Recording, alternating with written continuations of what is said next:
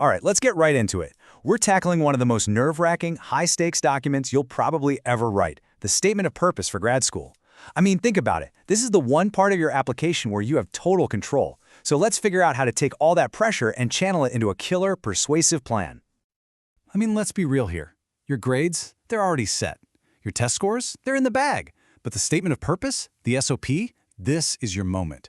It's your one shot to speak directly to that admissions committee. You could argue it's the single most important piece of the whole puzzle, the one place where you get to make your case and say, hey, this is why I belong in your program.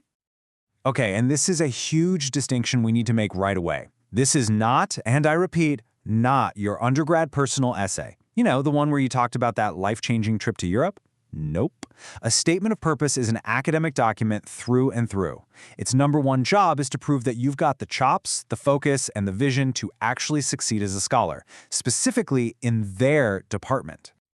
So, here's our game plan. First, we'll nail down what a statement actually is. Then, we're going to dive into the common application killers, the stuff you have to avoid. After that, we'll talk about your main mission, proving you're the right fit. We'll map out how to craft your academic story and wrap it all up with a final checklist. Trust me, by the end of this, you're going to feel so much more confident and ready to start writing. All right, first things first. Let's talk about what not to do. Because let's face it, everyone's biggest fear is making that one dumb mistake that gets your application tossed right into the no pile. They're sometimes called the kisses of death in admission circles. And you know what? They're way more common than you'd think, but the good news is, once you know what they are, they're actually pretty easy to avoid. And this quote right here just nails the first major pitfall. Look, overcoming adversity is an incredible thing, no doubt. But your SOP is not the place for what you might call a sob story. Now, if you're going to bring up a personal challenge, it better have a crystal clear point. Like maybe it explains why you had one really bad semester, or how it directly sparked the academic passion you're writing about. If not, it just sounds like you're looking for pity, and that is a massive red flag for any admissions committee. This next one is so important. Your statement of purpose is not just your resume written out in paragraph form. Seriously, they already have your CV. They don't need you to list every single project and internship you've ever had. That just makes you look unfocused. Think of it this way. Your resume is the list of ingredients. Your SOP is the story of the meal you cooked. The goal here is depth, not breadth. You got to be selective and tell a tight, focused story. Okay, so let's recap the big don'ts, the application killers you need to dodge. Number 1, cliches. Please, no more "I've always wanted to be a" sentences. 2, sob stories without a point. 3, just repeating your resume. 4, ignoring the word count. It's not a suggestion, it's a rule, and breaking it just tells them you can't follow directions. And last but not least, don't waste precious space with over-the-top flattery about how great their university is. They already know they're great. That's why you're applying. Okay, so we've talked a lot about what not to do. Now, let's pivot. Let's talk about the single most important thing you have to do. Seriously, if you forget everything else I say, remember this next part. This is the absolute key to the whole thing. Here it is. Your number one job is to demonstrate applicant program fit. It's that simple.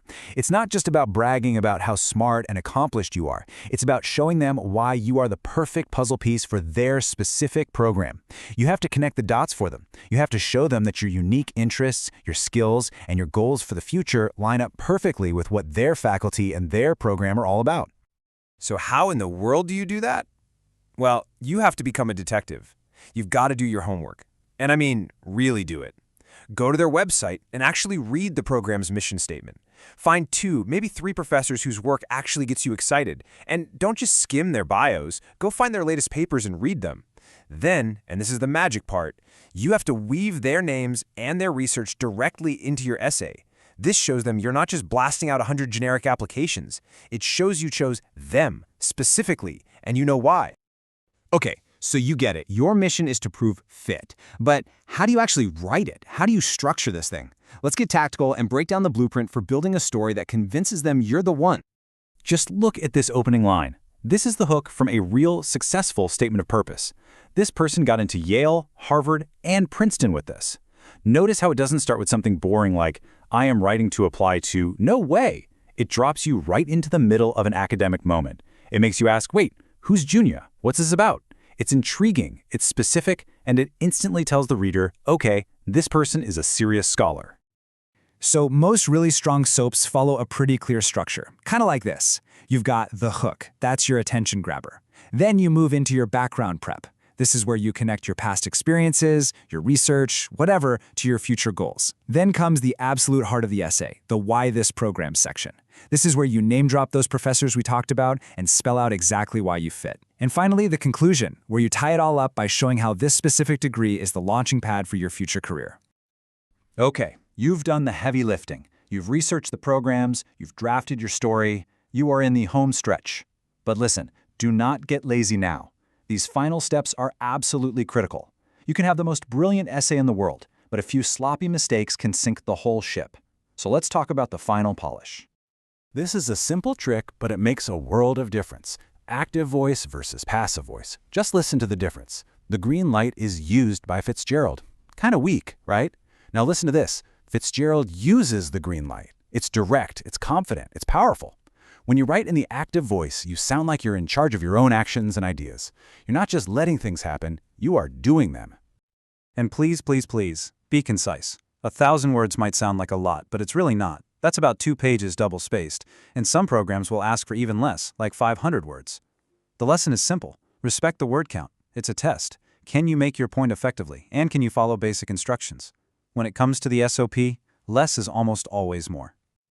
All right, here it is, your final checklist before you hit that terrifying submit button.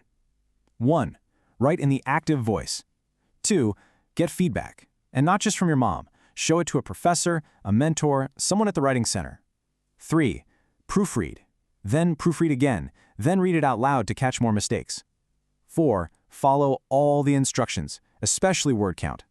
And 5. The golden rule we keep coming back to, be specific. Go for depth, not breadth. Tell a focused story. So there you have it. We've gone over the strategy, the structure, and all the traps to avoid.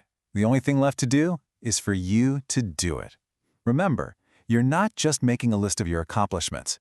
You're weaving them into a powerful story, a narrative that proves you belong, that proves you're ready.